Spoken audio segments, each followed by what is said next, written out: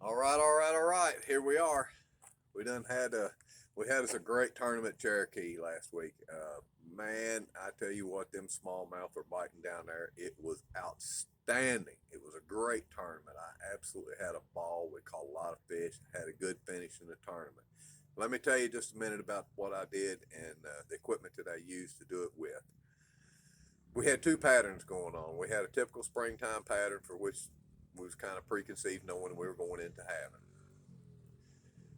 Found the fish on the walls right off the bat. They were uh, they were chasing threadfin shad. You could take your side imaging on my Lowrance HDS, and I would idle down the walls, and I would find the schools of the threadfin shad, and they seemed to be right in the turns, right where it was the steepest on the bluffs. And if you could find where it had broke, and there was chunk rock down the side of that, or there was some jagged rocks or boulders and what have you, it seemed like the smallmouth were using the boulders as cover, and they were moving out onto the schools of the threadfin and wearing them out. And I copped onto that with a jerk bait. Once I targeted the threadfin shad, I saw where the schools of them were up about 10 feet, and you could reach them with a jerk bait. And I started catching them. I got to catching them pretty good like that, and I was feeling fairly well about it. So I kind of left that alone for a little bit, and I went looking for the number two thing, which is a pre-spawn pattern. We got smallmouth in this lake. This lake is noted for the smallmouth. So knowing that, knowing the smallmouth are going to spawn a little earlier than a largemouth, you go look for them shallow. And I did, and I found them up shallow, and that was a lot of fun. And I'll get into that just in a minute. We had some weather come through that was biblical. I mean, it was rotten. We had 80-mile-an-hour wind gust. We had forest fires. It was crazy weather. We had postponed days because of the wind. Wind is the big deal. Wind blowing on those walls at 20 and 30 miles an hour stirred the plankton up on them walls, and it brought those threadfin up shallower. And when it did that, it turned those fish on those walls, and man, did they turn on. So I went back to them and checked them. I was trying to throw my jerk bait on them, and there was just so much wind that you just absolutely couldn't do it. It was just terrible to try to get a bait down the walls and to make any kind of accurate cast at all. So I went to a spinnerbait. My favorite thing on the planet to throw. Uh, so I got my spinnerbaits out, and I could keep those low and fast, tight to the water, and get them where they needed to be. And once I got them there, I was noticing that the threadfin shad had moved up to the 5 to 6 foot range. Slow roll the spinnerbait down the wall around the chunk rock, and man, that day blasted. Oh my goodness! I mean, you would be rolling that blade along, and it would just go slack, just boom. I mean, there's definite hit. I mean, it was a lot of fun, and the problem with the walls was is you could fish like a half a mile of it, and there wouldn't be any fish on. Uh, you had to find where the thread fin were pushed up tight to the bank, close to some chunk rock. If you just had a slick rock bluff, just straight up and down bluff, that's where the minnows were. That was all great. But the smallmouth seemed to be cruising in the open water out in front of them, and they were very hard to catch, very hard to find. But they were holding on the chunk rock, and if you could get close to the chunk rock on the sides where the wall broke, that's when you could get them. And you could get well in just a small section, like a 50-yard section. I mean, you could catch 10 keepers. I mean, just with one after another, and then fish another half a mile of bluff and not catch anything. That was a big key. I had three of those areas on the lake that was like that, and you could go to any three of them pretty much so any time of the day and get them, especially when the wind blew. The harder the wind blew, the better they bit. And that was, it made it tough for fishing, but that's just how it was on the walls. Secondly, the pre-spawn pattern. What I went and looked for there was I was looking for clay banks, hard bottom, someplace they could spawn, but the lake was full of big boulders, not really boulders, but they were just couch size rolling rocks, and they were just staggered down the banks, but they had big cracks and crevices between them.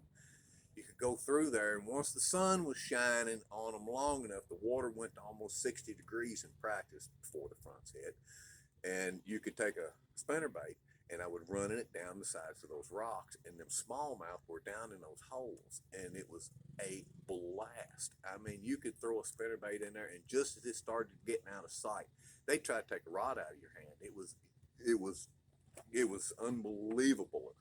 I mean, those have to be the hardest fighting, hardest hitting, meanest fish that swim in that lake. They would destroy a spinnerbait. Um, the spinnerbait I was using was 3/8 ounce double willow leaf. It was one of my bugs. Um, One of them I'd put together, just a 3/8 ounce blade, number 4 willow leaf blades. It was white, had a trailer hook on the back of it. I didn't run a trailer during the term or during practice. Most of the time I'd keep it covered up. Uh, but during the tournament, we had some short strikers. The smallmouth sometimes would grab the blades on you, and they would hit it so hard they'd tear the back blade off of it when you set the hook on them. Yeah, they were that mean. 15-pound mono, 715 LRS Douglas rod, whooped their butts. Yes, put them right over in the boat. Bella boat flipped every one of them. I mean, just didn't have any problem out of it whatsoever. This is the setup I used for the rock pattern on the pre-spawn. This is the same pattern I used on the bluffs. Exact same bait, exact same setup. I caught all the fish that I caught the entire tournament on that bait right there, or not one like it, because after about a half a day fishing, that's what they look like. They would have bent them up, broke the head out of it, ripped the blades off of it. I mean, just destroy a spinnerbait in about a half a day, and had to sit down and make up another one where they would just, they'd maul it up so bad you couldn't even fish with it anymore. it was it was pretty good. Like I said, we had a really good time there. I was catching probably 20 keepers a day during the tournament, and when you can catch fish like that during the tournament and still upgrade enough to be in the and have a good finish. I finished 12th in the tournament. I fished clean. I fished well through the whole thing, and every decision that you made was a good one. The second morning that we went out, I had a limit in about 10 minutes, and I think I looked at we went out at like 7:40 or so, and I think it was 10 minutes to 8 when I put my 6th one over the gunnel, and I had to stop and start calling. It was just insane. I was catching one on about every second cast, and those were pre-spawn fish. First day I went to the walls right off the bat. I checked the pre-spawn fish just for a minute, and they didn't want to bite. They were hitting funny. They'd slap the blades, they'd knock it sideways. If you hooked one, he'd come off. They didn't want to do right. And but we had the front. It was cloudy. It was cold, so we let the water warm up. Went to the walls. Caught about a 15-pound bag off the walls. Very happy with my day there. And I went back to the pre-spawn fish that afternoon, and I started upgrading. I caught 3 fish right at the end of the day. It was like 4 o'clock, and I looked at the water. It had done warm back up in the 58, 59 degree range. They were dead shallow. I mean, they were right up there where you wanted to be. Absolute textbook pre-spawn fish. Had to make a decision. Are you going to fish pre-spawn fish? Are you going to fish wall fish? Which one's which? They're pretty much so the same size fish. I mean, they're 3-pounders, 3s, 3 1/4, 3-1, 3-2, 3-3. You just fill up your column tags with 3-pounders. Every once in a while on the wall, you could catch a 4 or a 3.5, and that was a big deal there to catch that extra couple of ounces the weights were so tight. First day I caught them off the wall. Second day I elected to fish the pre-spawn fish. The pre-spawn fish worried me so badly is because I kept catching males. They were all males. All week long I had caught males. I mean, you catch a smallmouth, he'd be 20 inches long. He weighed 2.25 pounds. They were long, skinny males. I kept thinking to myself, if these males are here, the females are got to be right behind them. They've got to be. I pulled right in on my first spot in the morning, the second day. The first fish I caught was a 3-pound, 7-ounce smallmouth, and it was a female. And I thought, oh my goodness, they're here. And then I proceeded to blast them, guys. I mean, in the first 20 minutes, 30 minutes of the tournament. I mean, I just blasted them. It was unbelievable. Just blasted them. I mean, it was just one after another after another. It just seemed like every cast you made was right. The fish got it good, and they're smallmouth. I mean, they would take the rod clean out of your hand. I mean, just you'd be rolling it along and just they would just slam it, freight train you. Set the hook on them, straight up out of the water, from one end of that 521 to the other, all the way across the top of the water before he even went down. Just tail walk, sideways, jump, I mean, and then hit the water and just dive. Mean, mean, mean fish.